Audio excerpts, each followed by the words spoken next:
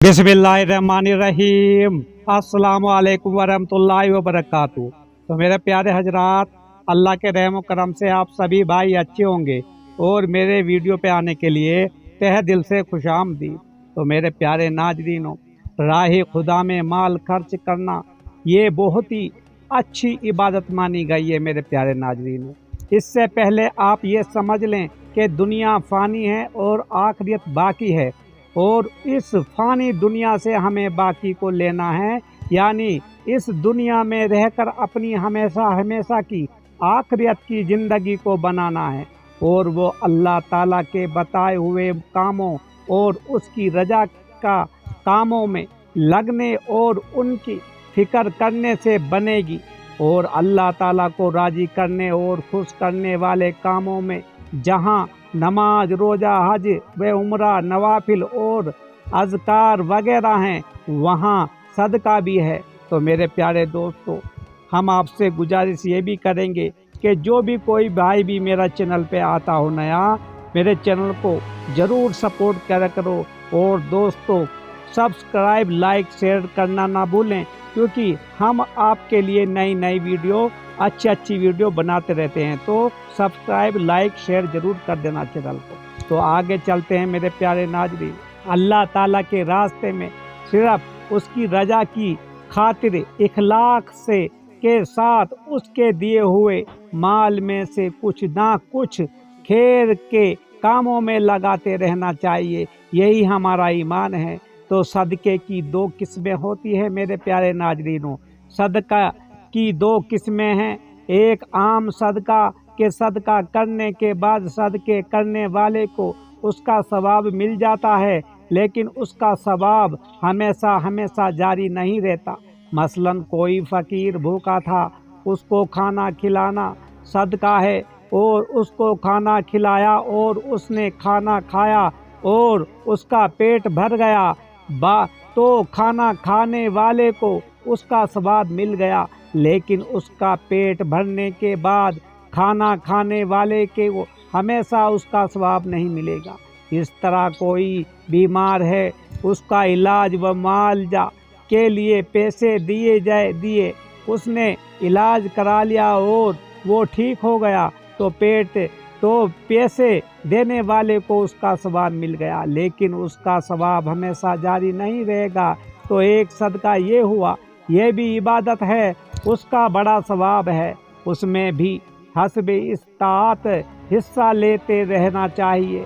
तो मेरे दोस्तों, सदका करने का आसान तरीका, उसकी आसान तरकीब यह है कि हर शख्स अपनी आमदनी का कुछ हिस्सा अल्लाह की राह में सदका करने के लिए मखसूस कर ले, चाहे 1% हो या 100%। तो मेरे दोस्तों, 1 रुपया 1000 रुपये पर 10 रुपये और 10,000 रुपये पर 100 रुपये, और उस कदर सदका वो कायदगी से माहवार या हफ्ता वार अदा करता रहे, और इतना मामूली सदका हर शख्स बआसानी दे सकता है। लिहाजा नफली सदका देने का कुछ ना कुछ दायमी मालूम बनाना चाहिए। तो सदके करने वाले और ना करने वाले के लिए फरिश्ते की दुआ है।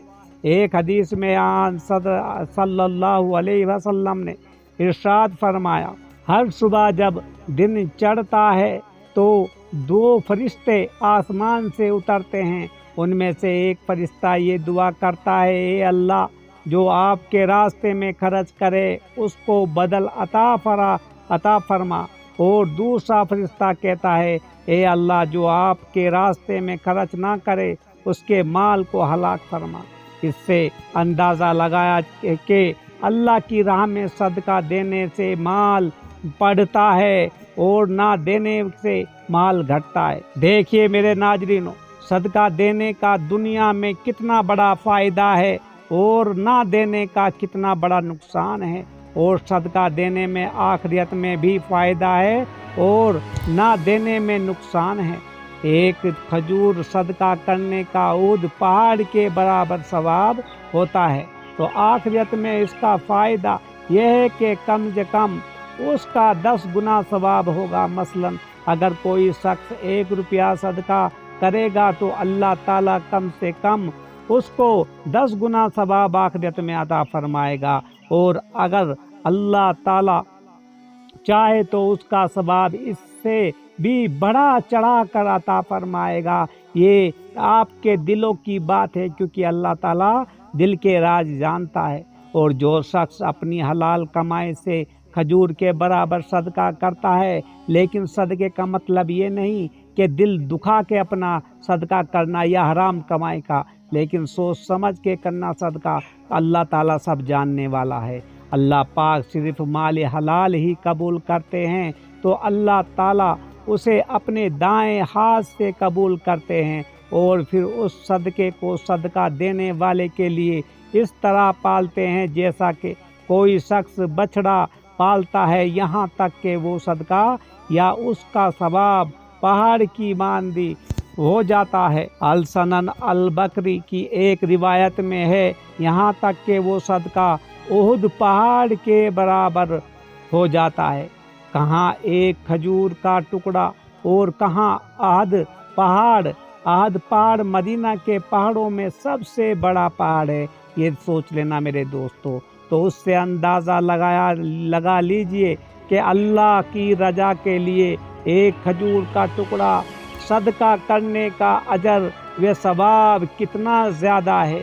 تو امتی محمدیہ یہ کے لیے خصوصی انعام اللہ تعالیٰ نے کیا کیا رکھے ہیں اس دنیا میں میرے پیارے دوستو۔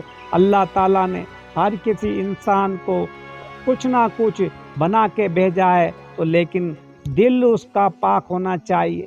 تو ایک روایت میں بہت عجیب و غریب انداز سے اللہ کے راستے میں خرچ کرنے کی فضیلت بیان کی گئی ہے، جس کے اندر یہ آیتی کریم بھی ہیں جو میں نے ابھی آپ کے سامنے تلاوت کی ہے۔ اس لیے تلاوت بھی کی نہیں دوستو، ترجمہ آپ کو بتایا ہے۔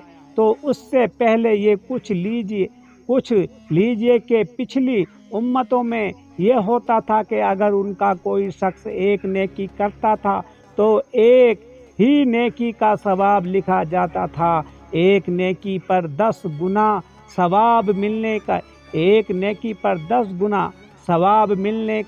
دستور نہیں تھا۔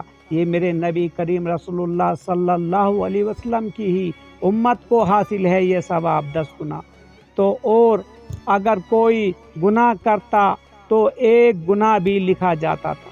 سرکار دو عالم صلی اللہ علیہ وسلم کے صدقے اور آپ کے طفیل اللہ پاک نے حضور صلی اللہ علیہ وسلم کی امت پر یہ احسان فرمایا کہ حضور صلی اللہ علیہ وسلم کا امتی کوئی نیک عمل یا کوئی نیک کام کرے، چاہے وہ صدقہ ہو یا نفلی ہو یا کسی بھوکے کا پیٹ بھرنا ہو یا صدقہ جاریہ ہو یا اور کوئی نیکی ہو، تلاوت سخاوت، صلہ رحمی، ہمدردی اور خیر خواہی وغیرہ ہو تو اس کا کم سے کم 10 گنا ثواب لکھا ہے۔ یہ صرف میرے نبی رسول اللہ صلی اللہ علیہ وسلم کے امتی کو ہی اللہ تعالیٰ نے احسان کیا ہے۔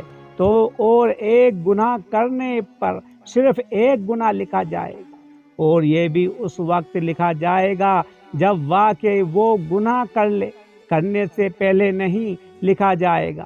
تو گناہ 1 لکھا جائے گا اور نیکی 10 گنا لکھی جائے گی۔ اس میں ایک بہت ہی خاص اللہ تعالیٰ کی رحمت پوشیدہ ہے، وہ یہ کہ آخرت میں جب سب لوگ پہنچیں گے تو آخرت میں اعمال کی گنتی نہیں ہوگی بلکہ وزن ہوگا۔